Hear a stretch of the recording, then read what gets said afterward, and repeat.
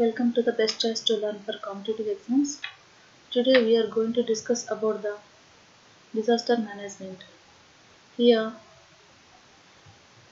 we have to know about the what is a disaster and what is a hazard. What is the difference between hazard and disaster and what impact do disasters have on the society? When does a hazard become a disaster? How can the effect of disasters be reduced? And here, hazard is nothing but it is a dangerous event, natural or human induced, that could cause injury, loss of life, or damage to property, livelihood, or environment. A hazard could be natural like earthquake, tsunami, volcanic eruptions, etc. Some of the hazards like floods, landslides, droughts are socio-natural hazards since their causes are both natural and human induced. For example, flooding in an area can take place because of excessive rain, which is a natural phenomenon, or because of a lack of proper drainage facility, which is because of human negligence. Some of the hazards are human induced. Examples of some human induced hazards are industrial accidents, rail, road and air accidents, terrorist attacks, dam failures, leakage of toxic water, war and civil strife, etc. And what is a disaster? What is a disaster? It is nothing but an event which results in widespread of human loss. It is accompanied by loss of livelihood, property, causing suffering and loss in a definite area.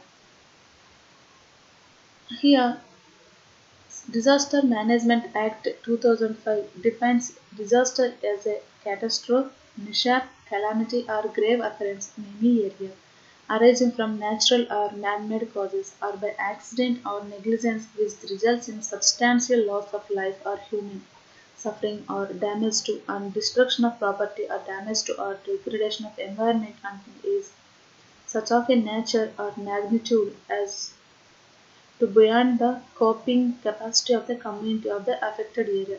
This definition is given by the Disaster Management Act 2005, and the United Nations defines the disaster as the occurrence of a sudden or major misfortune which disrupts large-scale loss to life, property, livelihood, thereby affecting the community, which requires external aid to cope with the losses. Recent example is Sidr, Bangladesh on 15th November 2017. And study of the following, and one more thing is we have to know about what is meant by disaster. Disaster is a Greek and Latin word. Here dis means bad, aster means star. The root of the word disaster, bad star, in Greek and Latin comes from the astrological theme in which the ancients used it to refer to the destruction or deconstruction of the star as a disaster. And study of the following data for disaster occurrences between 1995 and 2014 are floods 36%, windstorm 21%, droughts 19%, and epidemic 15%. These are common natural hazards occurring in naturally. And next thing is earthquakes and tsunamis are just 8%, volcanic eruptions 1%, avalanches 1%, insect infestations 1%. Yeah, the mechanism for preparing a database for the different kinds of disasters happening across the country is yet to be developed. The National Institute for Disaster Management under the Disaster Management Act 2005 has been tasked with the research work, and it is expected that it would develop a mechanism to capture such data on the disasters, including its impact on socio-economic life of the nation and GDP growth. At the global level, the three main sources which have been collecting the data are M. NordCat, and Sigma. M.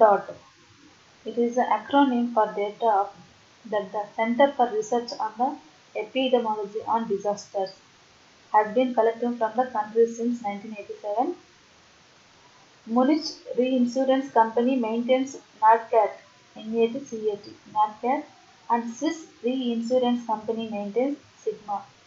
The authority of the data collected by these agencies varies and figures given by them do not necessarily attest to any comprehensive data and may exaggerate sometimes, which was realized in the case of the report given in respect of the 1999 landslides in Venezuela. And here, and types of disasters. Here, there is two types of disasters are there, based on speed and based on origin or cause. Based on speed, there is two types, slow onset disaster and rapid onset disaster. Slow onset disaster is nothing but a disaster that prevails for many days, months, or even years, like drought, environmental degradation, pest infestation, famine are some examples of a slow onset disasters. Rapid onset disaster is nothing but a disaster that is triggered by an instantaneous shock, sudden shock. The impact of this disaster be short-lived or long-term. Example: earthquake, cyclone, flash floods, volcanic eruptions are some examples of rapid onset disasters. And based on cause, disasters can be natural or human induced. Here, natural disasters. A natural disaster is an event that is caused by a natural hazard and leads to human, material, economic, and environmental losses which exceeds the ability of those affected to cope.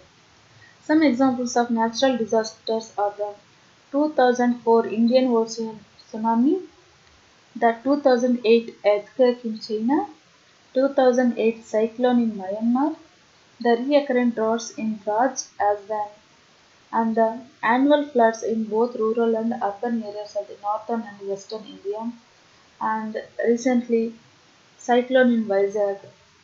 These are some examples of natural disasters. And human induced disasters. That human induced disasters are a serious disruption of normal life triggered by a human induced hazard, causing human, material, economic, and environmental losses which exceed the ability of those affected to cope. For example, some examples are the 1984 Bhopal gas tragedy, the 1997 Ubhar cinema fire in Delhi, Rajdhani Express train derailment in 2002, Kumbakonam school fire tragedy in 2003, Jaipur serial blast in 2008, etc. When does a hazard lead to a disaster? Here, a disaster occurs when the impact of a hazard on a section of the society is such that the people are unable to cope with the event, causing death, injury, loss of life, property, and economic losses.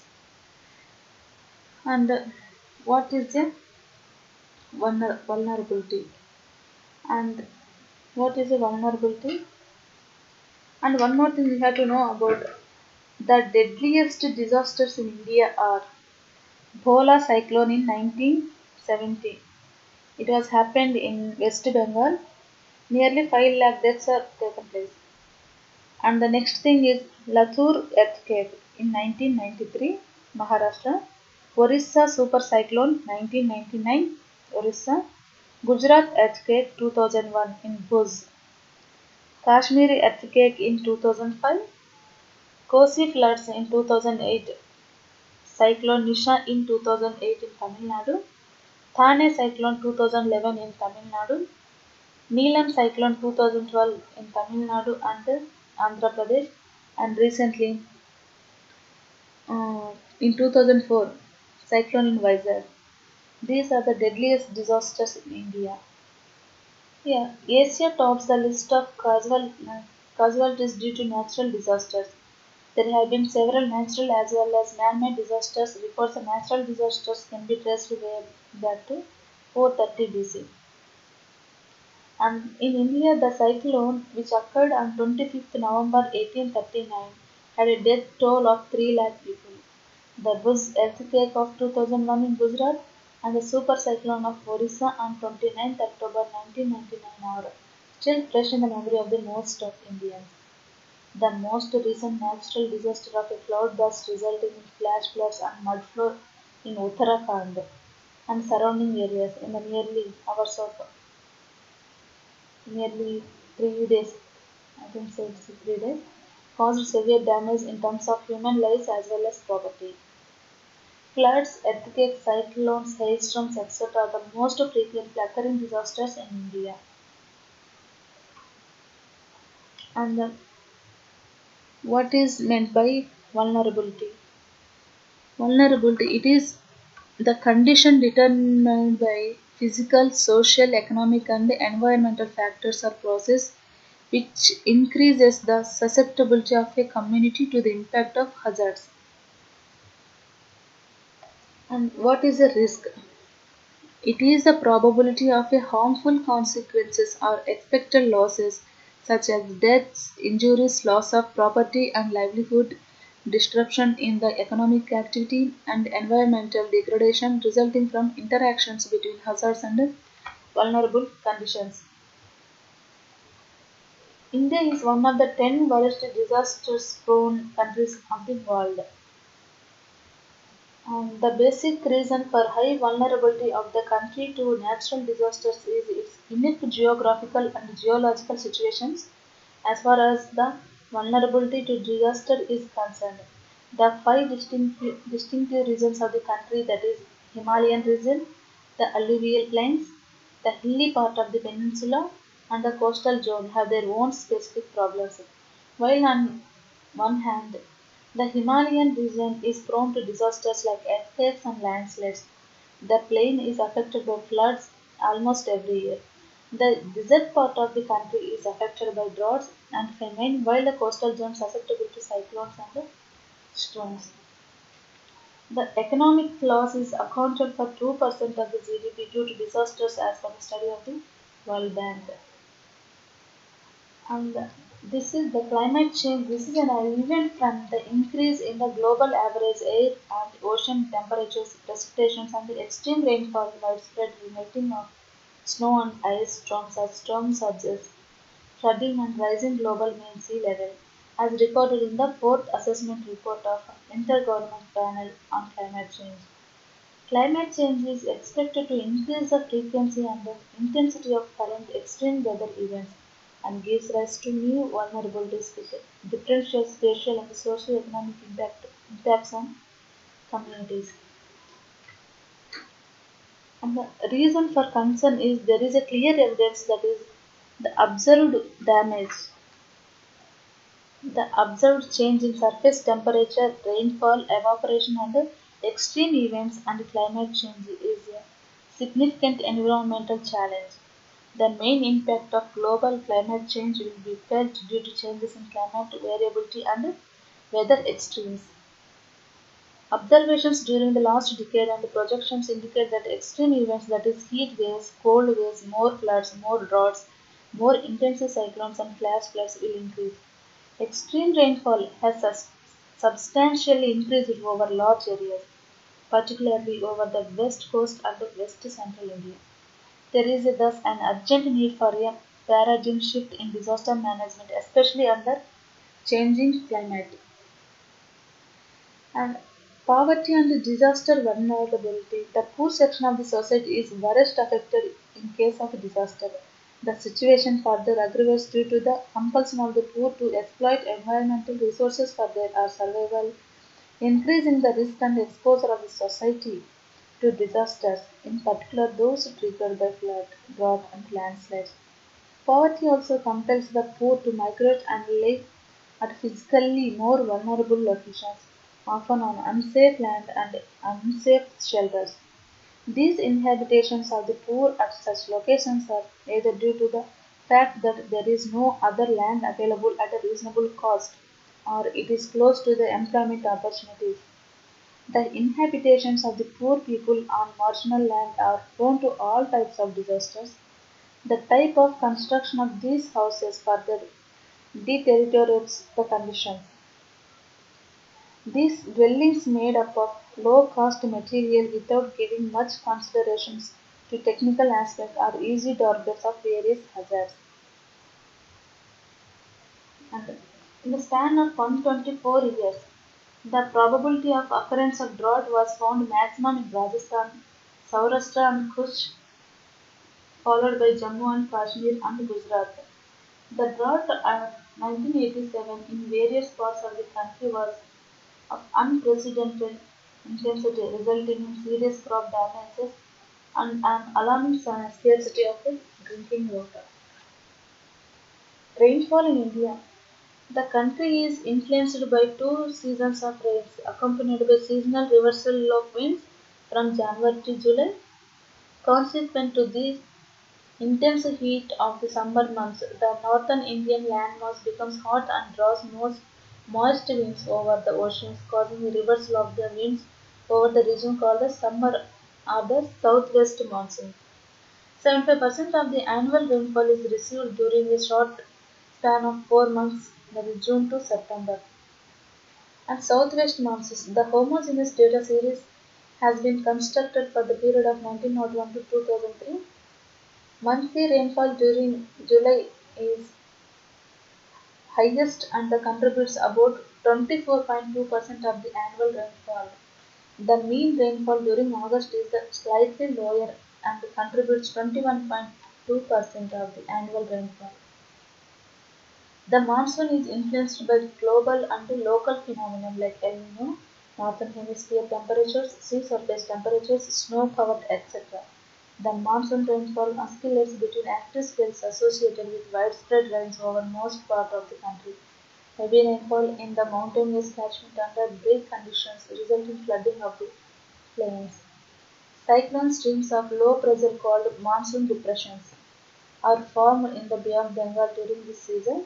These systems generally form in the northern part of the Bay of Bengal with average frequency of about 2 to 3 per month and move in the northward or northwestward directions, bringing well distributed rainfall over the central and northern parts of the country.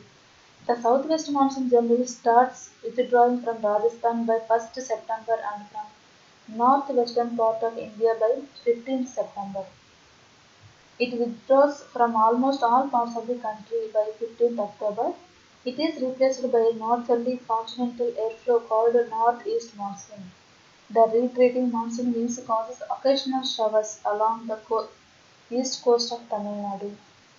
And the northeast monsoons. Post-monsoon or northeast monsoons are retreating southwest monsoon seasons, October, November and December. The northeast monsoon or post-monsoon season is a transition season associated with the establishment of the northeasterly wind regime over the Indian subcontinent. The Andhra Pradesh, Tamil Nadu, Kerala and South Interior Karnataka received good amounts of rainfall, accounting for about 35% of their annual total rainfall in these months. Many parts of this region are affected due to the storms forming in the Bay of Bengal. Large-scale losses to life and property occur due to heavy rainfall, strong winds and storm surges in the coastal region. And disaster management. It is the range of activities designed to maintain control over disasters, emergency situations, and to provide a framework for helping people to avoid, reduce the effects of, or recover from impact of a disaster. These activities may be related to preparedness, mitigation, emergency, emergency response, relief, and recovery, and may be conducted before, during, or after a disaster. Disaster occurs when hazards meet vulnerability. Here, this is this is the hazards definition and how they will be happen, and unsafe conditions, progression of vulnerability, root causes, dynamic pressure, unsafe conditions. Risk is nothing but hazard and vulnerability. Both are related to the risk. And phases of disaster management. Here, disaster strikes, emergency response and relief, and rehabilitation and reconstruction, mitigation and preparedness. So these are the what is meant by the response and relief. Here, response and relief is nothing but immediate measures taken up in anticipation of, during and immediately after a disaster to ensure that the effects are minimized. This is a response and relief. And what is meant by the rehabilitation and the reconstruction? It is the operations and the decisions taken after a disasters with a view to restore an affected community to its former living conditions while encouraging and facilitating the necessary adjustments to the changes caused by the disaster. And what is meant by the mitigation? Mitigation is nothing but any action taken to minimize the extent of a disaster or potential disaster. Mitigation can take place before, during, or after a disaster, but the term is most often used to refer to actions against potential disasters. Mitigation measures are both physical and structural, such as flood defenses or strengthening buildings, as well as non-structural, such as training in disaster management, regulating land use, and public education, among others. And what is meant by the preparedness? Activities and measures taken before a hazard event to ensure effective response to the impact of hazards. It involves measures that enable governments, community and individuals to respond rapidly to disaster situations and cope with them effectively. And this is the sequence. This is a sequence for disaster management, that is preparedness, response, recovery and mitigation, and the principles of disaster management. Disaster management is the responsibility of all spheres of government. Disaster management should use resources that exist for day-to-day purposes.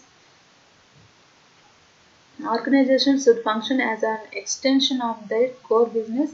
Individuals are responsible for their own safety. Disaster management planning should focus on large-scale events. And this is about the disaster and hazard vulnerability. These all are the introductions to the disaster management. And in the next class, we will discuss the remaining topics. Thank you.